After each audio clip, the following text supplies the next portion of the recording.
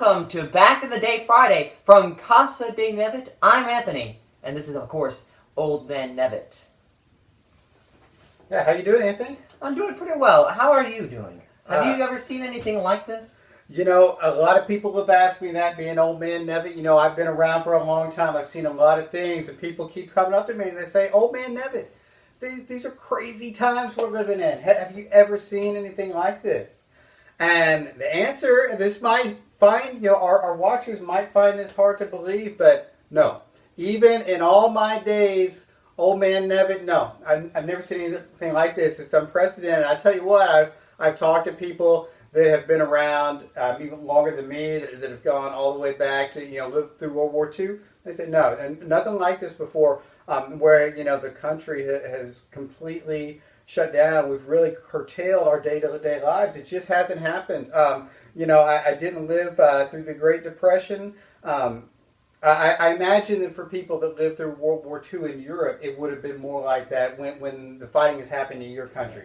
In the Civil War, obviously, people's day-to-day lives and ability to live that way were disrupted. But my lifetime here in the United States, absolutely not. Totally unprecedented times that we're living through. Yeah, certainly new for me. Right. So, what do we have in the back in the day mailbag today? Well, let's see. It says, Dear Old Man Nevitt, all this panic about toilet paper got me thinking. How did people clean up back in the day? Thank you in advance. Cameron. Well, Cameron, great question. I think that's the question that's on the forefront of everybody's mind right now. Right after, how can we stay safe and keep from getting sick and keep other people from getting sick. We're hunkered down here at Casa de Nevitt, at the Old Man Nevitt headquarters right here. It looks like we're less than 6 feet away, but that's just a camera. It exaggerates space. Don't worry. Social distancing here. And after that, it's, what do we do about toilet paper? Crazy times. I've also never seen people run out of toilet paper. And it's something that hasn't been around forever, but actually, Cameron, toilet paper has been documented back to the 6th century in China. First written documentation of people using paper for those for those activities to clean up was 6th century China. In different parts of the world, people use different things, kind of whatever they had. A lot of places it was just water and snow. And in Europe, the bidet is actually something that they still use. Ever seen one of those? No. No, you've been to Europe, but maybe they'll come back to America now. But people use all kinds of things, whether it was leaves, maybe a stone. You want a smooth stone, obviously. Yeah, a smooth stone. Moss, grass, corn cob, whatever, whatever was available. So it really differed from time to time depending on where you are in the world.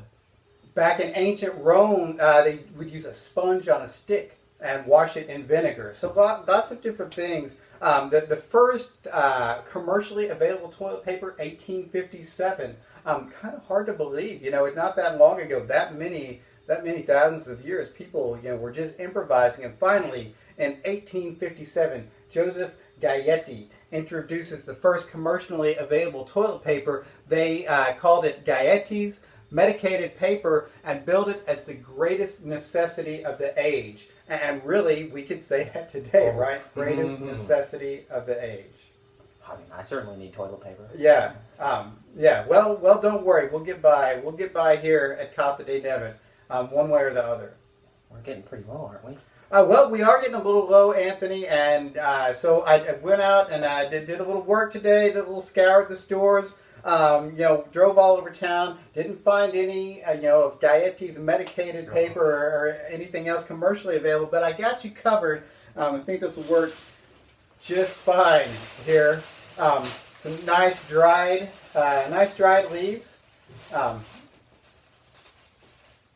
They're not the softest thing, but I think they're pretty dry. They'll pick up pretty well.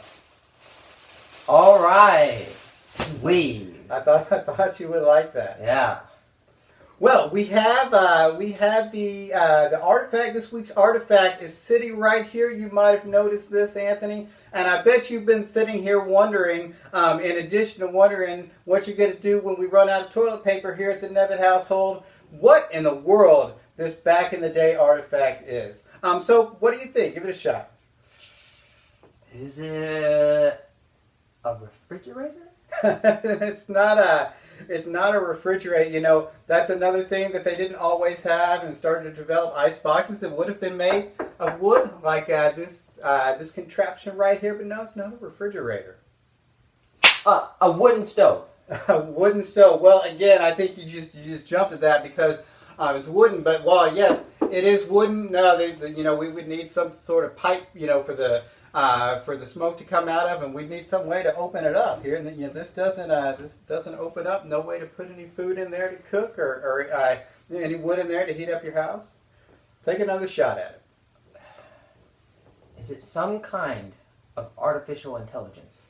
Well, funny you say that. This part up here actually is a speaker. While intelligence can come from it, it in itself is not intelligence. What this is a Philco radio. You can see right there, Philco. So yeah, it's a Philco 41265K floor model, standing floor model, and you would use this to tune into the radio. So see, we'll pull it in a little bit closer here. If we look up here, we've got some dials. We've got 2 shortwave dials and 1 AM dial. We've got some buttons here to select our station, to run the tuners right here. And then we've got a plug in the back. We plug in just like, we can see this, plug in just like anything else. You're going to plug in around the house. And then up here at the top, if you read across, you can see, South Central America, Havana, Hungary, Paris, Australia, London, Berlin, goes on, other countries. And shortwave is able to pick up longer distances. So, people would use radio like this before television was around, before the Netflix and the Amazon Prime and the Hulu and all that stuff that you kids watch the video on. You would have what this would radio. you listen to? Well, that's a great question. You can listen to all kinds of things. So the radio, the invention of radio goes back really throughout the 1800s. The search for the ability to transmit sound over electromagnetic waves. So Heinrich Rudolf Hertz was the first to discover these electromagnetic waves, and we named the Hertz now, the speak per cycle, after old Heinrich Hertz. And then in 1895, a guy named Guglielmo Marconi was the first to actually transmit these electromagnetic waves. Then 1919, for the first time, they transmitted the human voice, and in 1920 in Argentina, they started broadcasting for the first time entertainment. For the first time, broadcast music, classical music there in Argentina, and by the 1920s they were rolling. And you would listen to music. You might listen to sporting events. Back before this COVID-19 thing, you remember we used to watch sports on television. Well, they didn't have television yet, but they could listen to sports on the radio and tune into the baseball game, the football game. Horse racing and boxing were big sports back then, so you could tune in and listen to news shows. And another big thing that you can listen to, especially in the 1930s and 40s, people would gather around the radio in the evening and sometimes listen to something called a fireside chat. Oh. You ever heard of the fireside chat? I think so. So fireside chats were done by a guy named Franklin Delano Roosevelt. You know who that was? Yeah, I know Roosevelt. Yeah, who was he? Tell the audience out there, for the kids that don't know Roosevelt. Roosevelt was our president. Yeah, Franklin Roosevelt was president from 1932 to 1944. And so Roosevelt was elected during turbulent times. We're facing some really turbulent times right now, both with the virus and the way it's affected our economy. Well, Franklin Roosevelt was elected during similarly difficult times. during the Great Depression. He was elected in 1932. And the first Fireside Chat that he did, he actually first went on radio as governor of New York. And he started to do it as president. And again, now we'll have presidents, ever since have continued to talk to the American people on radio and then on television. But Roosevelt was the first to do it. And he went on the radio in March of 1933 to talk to the American people about the banking crisis. They were shutting down the banks because we've had a run on toilet paper. Well, during the Great Depression, they had a run on banks. People were worried that the banks were failing. They lose all their money. There was a run on banks, and so they shut the banks down for about a week to get things going. They actually created the FDIC to federally insure people's banking deposits and try to calm the people. And Roosevelt first went on to Fireside Chat to talk to the American people about why this was being done and to kind of calm them and reassure them. And so throughout his presidency, on a fairly regular basis, Roosevelt would talk to the people about that, about the New Deal, and as we worked through the Great Depression, then the next great difficulty that we faced as a country was World War II. On December 9th, 1941, 62 million people tuned in to listen to Roosevelt talk about the Pearl Harbor bombing and our declaration of war and the entry of the United States into World War II. So Roosevelt used it as a way to communicate with the people and to reassure people during tough times, which is something that we can relate to right now here in the United States. Roosevelt famously said, you might have heard this line, the only thing we have to fear is fear itself. And Roosevelt didn't mean, that was during his, that was actually not on the radio. It was broadcast on radio, but it wasn't part of a Fireside Chat. That was part of his inaugural address during his first inauguration. And it didn't mean that there weren't tough times, didn't mean there weren't anything to be afraid of. That there were back then, that they had out of control unemployment, you had banks failing, they had a lot to worry about. But Roosevelt said, the worst thing we can do is panic, and things get, or at their worst when they panic, and that's probably something that we should remember here. Times are tough, but we get through. We stick together. We don't get, we don't panic. We don't get too scared. We just follow the advice and keep this distance from each other. Keep our distance from the outside world. We're going to get through it, just like America always has.